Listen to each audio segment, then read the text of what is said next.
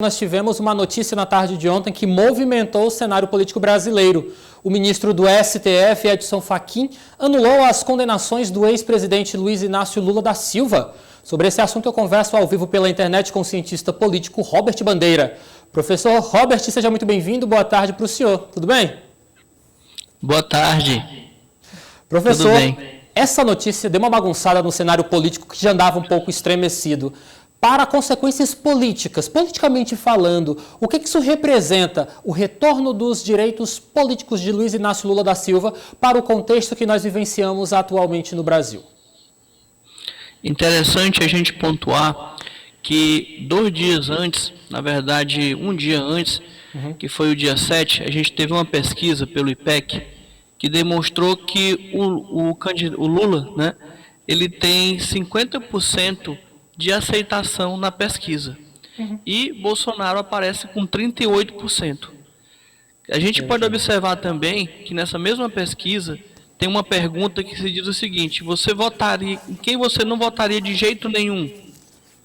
44% para o Lula e 56% para o Bolsonaro.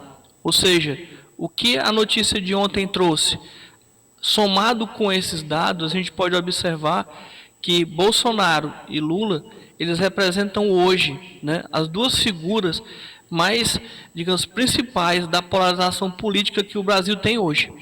Então, o que a gente vai observar? Realinhamentos do centro, até porque na época, em 2018, o centro ele estava mais unido.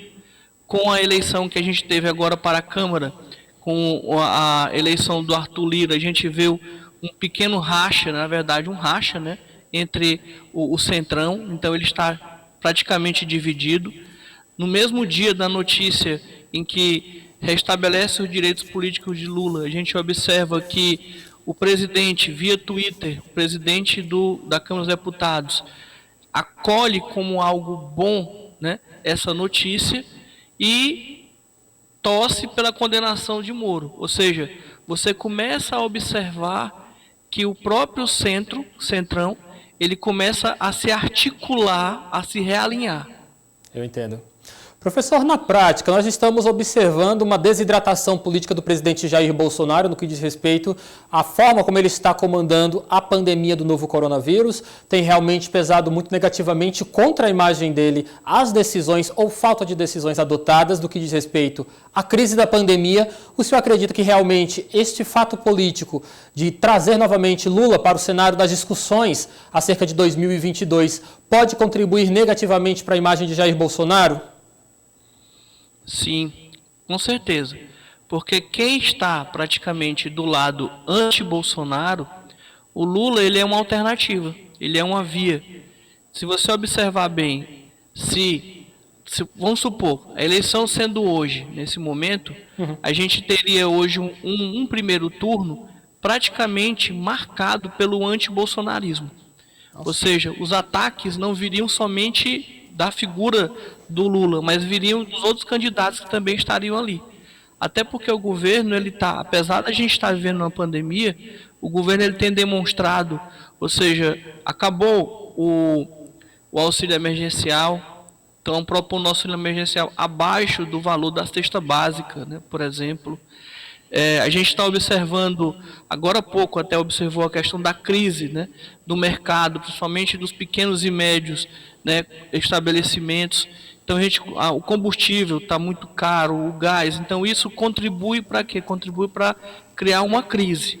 E aí a gente pode até polarizar, Lívio, de que maneira? E o antipetismo, né? Que é forte. O antipetismo, que é forte, ele foi muito forte em 2018. Porém, nesse momento, a gente observa que a rejeição ao presidente da República é maior do que o antipetismo a partir desses dados que eu acabei de demonstrar para você. Professor, na prática nós estamos em 2021, ainda no primeiro trimestre deste ano, já olhando para 2022 há muito tempo. Na sua opinião, o senhor acredita que esse debate antecipado das eleições traz prejuízos à nossa sociedade? Não é dos melhores, né? Porém, a gente já vive num momento agora que a gente está num momento muito crítico, né? Sim. Socialmente, em termos de saúde, de economia, né? A gente percebe isso em várias classes sociais. Não é apenas naquela classe que é pobre, mas na classe média alta, a gente já consegue verificar isso. Uma coisa que da sua pergunta que eu posso também falar Sim. é que nós ainda temos ainda praticamente 2 anos, 1 ano e um pouco, né, para as eleições. Muitas águas ainda podem rolar, né? Oh. A gente está vendo um momento do agora. A gente não pode, mais para frente pode ser que apareçam outros atores, pode ser que o próprio presidente refaça algum rearranjo, né, institucional, onde ele possa obter mais força. A gente está falando praticamente do hoje, né? Da fotografia do momento. Professor, eu achei interessante na sua fala o senhor destacar sobre a possibilidade de uma terceira ou quarta vertente política emergindo no Brasil. Nós temos a possibilidade, muito se fala, em cenário nacional, de uma disputa por parte do apresentador de televisão Luciano Huck, de Ciro Gomes, o cearense Ciro Gomes, que vem sendo apresentado como possibilidade também de se atrair votos em uma eleição para 2022. O senhor, particularmente, acredita que com esse tempo que nós ainda temos até que se cheguem as eleições de 2022, nós teremos tempo hábil para que se cresça uma terceira ou quarta vertente política no Brasil que se apresente como opção antes de Bolsonaro e Lula? De fato, né, como eu sempre gosto de dizer, as pessoas falam assim, mas não tinha em quem a gente votar em 2018, né? Muita gente fala isso. Tinham outros candidatos, né? Tinham outros candidatos, mas as pessoas migraram para Bolsonaro, né?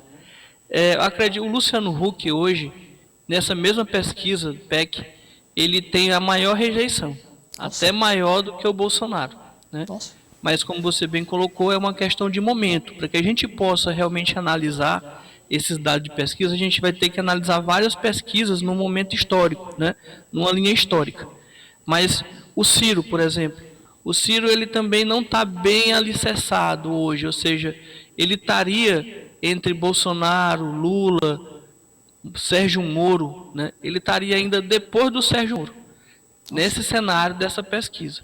Ou seja, o Ciro ele tem falado realmente, né? Ele tem colocado uma postura que é anti-Bolsonaro. Ele captou, vamos chamar assim, a mensagem, né, da crise.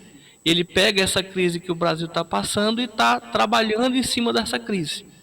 Se você observar, muitas vezes quando os governos eles perdem para aquelas pessoas que souberam melhor trabalhar a crise. Isso é verdade. Trabalhar a crise no discurso, né? Porque o governo ele vai tentar a todo momento passar a imagem, né, de que o governo está bem, porém os números, né, a própria sociedade, o preço das coisas começam a entrar na casa das pessoas.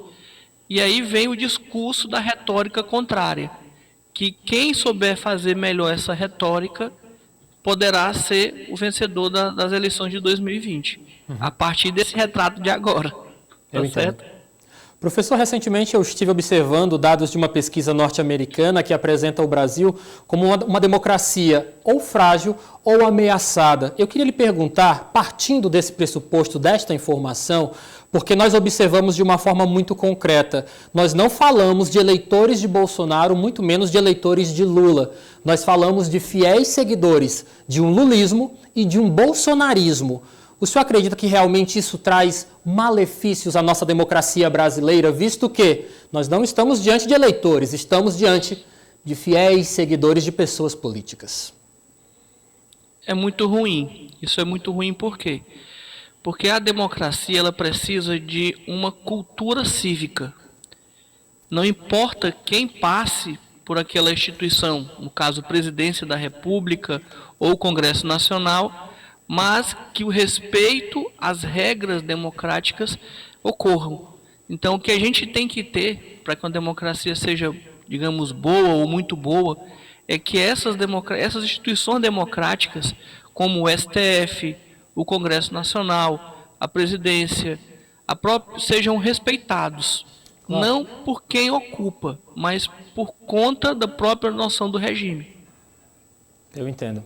Professor Robert, muito obrigado pela sua participação. É sempre um prazer conversar sobre política com o senhor. Até o nosso próximo encontro, porque, é claro, nós temos interesse em acompanhar todos esses bastidores do desenrolar da nossa evolução política aqui no Brasil. Muito obrigado, uma excelente tarde para o senhor, tá bom? Obrigado. Tchau, tchau, boa tarde.